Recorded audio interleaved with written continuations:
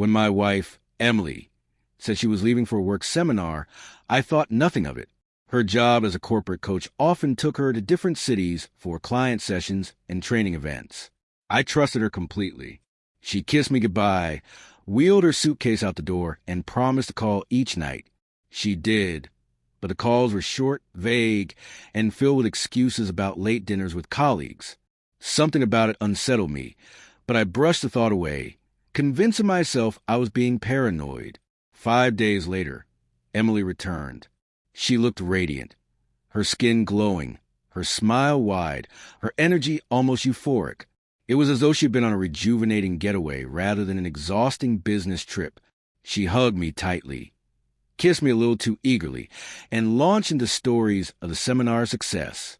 But beneath her enthusiasm, my doubts grew stronger. Over the following days, subtle changes began to stack up. She guarded her phone carefully, always placing it face down. She suddenly dedicated herself to the gym, bought new clothes, and even wore perfume while working from home. I kept quiet, waiting. If something was truly wrong, the truth would eventually show itself, and it did, in a way I could never have imagined. 2 weeks after her return, Emily started feeling sick, nausea, fatigue. She joked that she might have picked up a bug during her trip. I encouraged her to see a doctor, and though she insisted it was probably stress, she eventually agreed.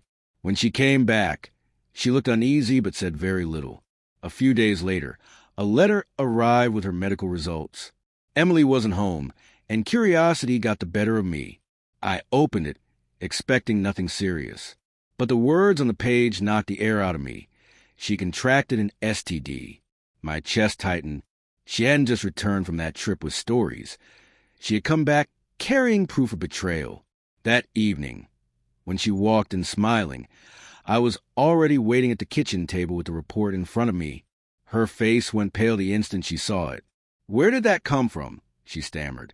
My voice shook, but I forced calm into it. "It came in the mail. Do you want to explain?" Her explanations tumbled out in frantic bursts. Claims about unclean hotel rooms, contaminated food, anything but the truth. I listened without believing.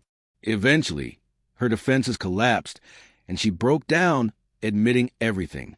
The seminar had been a lie. She had spent the trip with another man she'd been seeing for months. The weight of her confession crushed me. It wasn't only her infidelity. It was a careful deception, the false affection, the disregard for my health and trust.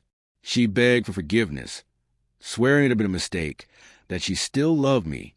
But how do you rebuild after that? I packed my bag that night. She followed me from room to room, crying, pleading, promising she would change. But my decision was already made. I couldn't stay with someone who had betrayed me so deeply. Her sobs echoed in my ears as I closed the door behind me. Months have passed since that night.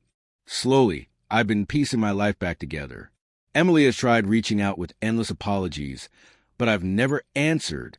I can still see the way she walked back to the door, glowing with a smile that concealed the truth, waiting to unravel everything.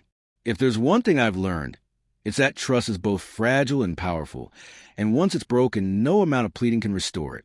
A smile may hide the harshest realities, but sooner or later, the truth demands to be seen.